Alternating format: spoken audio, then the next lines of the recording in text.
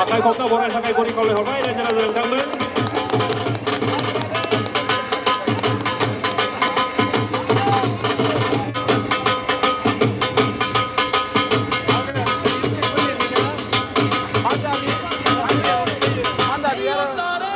में असम दिन दूनी और रात चौगुनी यह प्रगति करता रहे।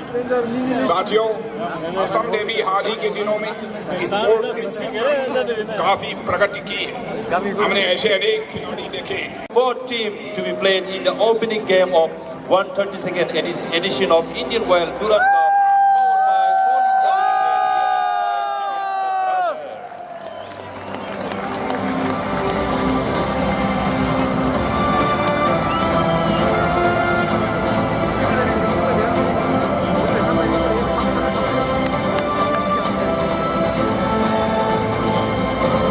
Please give a huge round of applause for Team Rajasthan United FC and Bodo FC.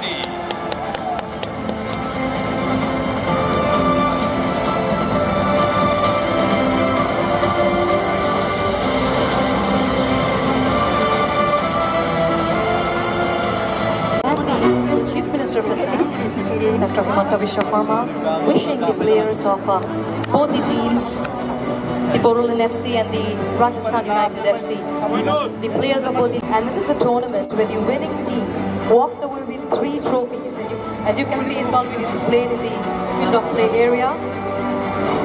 And the 3 trophies are the Durand Cup, a rolling trophy and the original prize, the Shimla trophy, also a rolling trophy.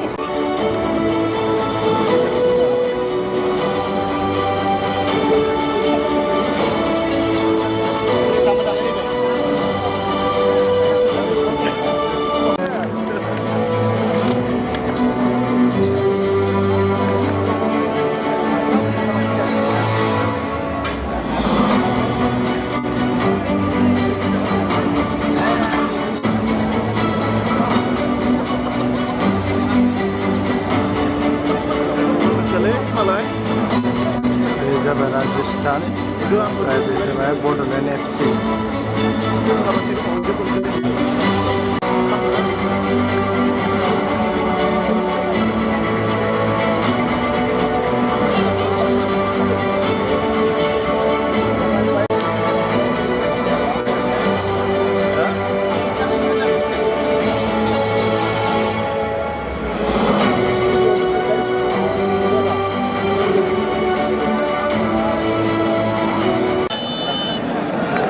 Start जाबाय नै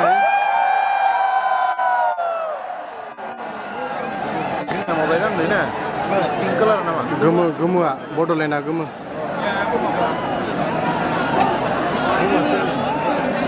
गोमो बड'लेण्ड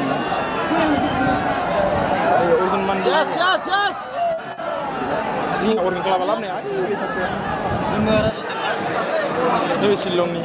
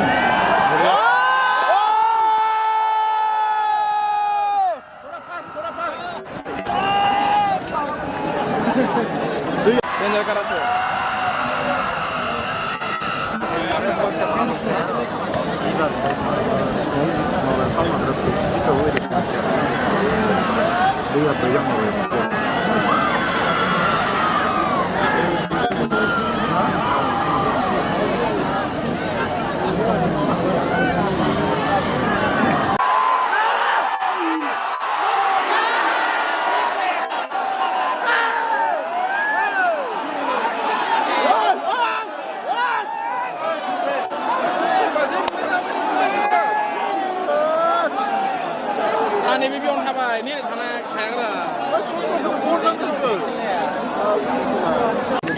이렇게 좋다. 이 진정은.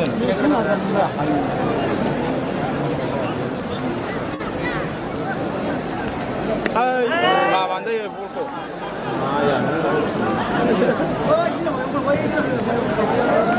다른이면 했는데 진짜 가르니 무슨 말이야?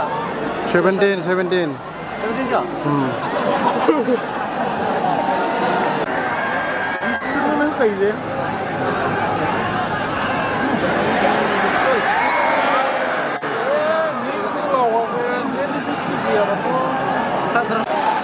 पाब्लिकखौ नाय अखा हाबाबो खाराखै ओरैबादि support बड'लेण्डनि दासिमबो score खालामनो हायाखै मोननैनि टीमाबो 0-0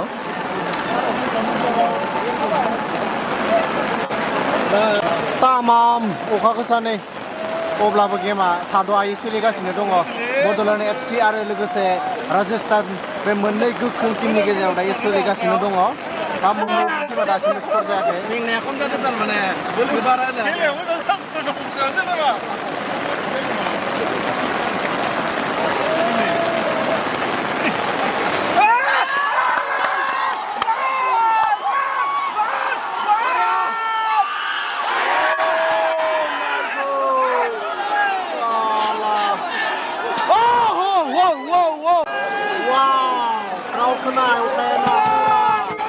सिजोबनानै नायदों अब्लाबो सासे मानसि थायाखै नाय अब्लाबो पुरा नायगासिनो दङ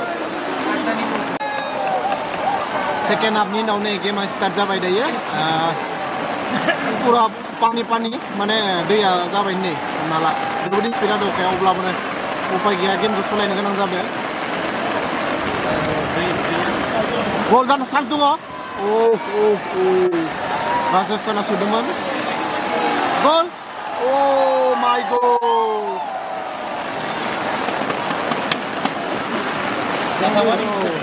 बाखनाय जाथाव मानसिफ्रा नै जेसेबां अखा गोसा हाबाबो अब्लाबो सासेबो मानसि थाङाखै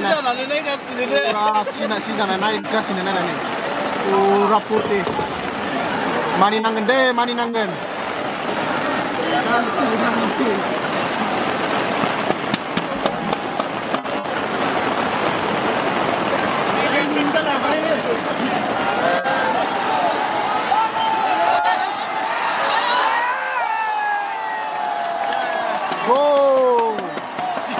नै राजस्थाना सोबाय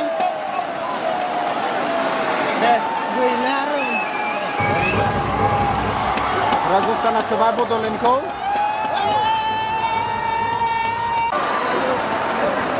हाबनो चान्स दंबावोमोन राजस्थाना बड'लेण्ड एफसिखौ सोनो चान्स खालामबावदोंमोन नाथाय हाब सोनो हायासै बड'लेण्ड एफसिआबो सोनो सेस्था खालामगासिनो नाथाय हायाखै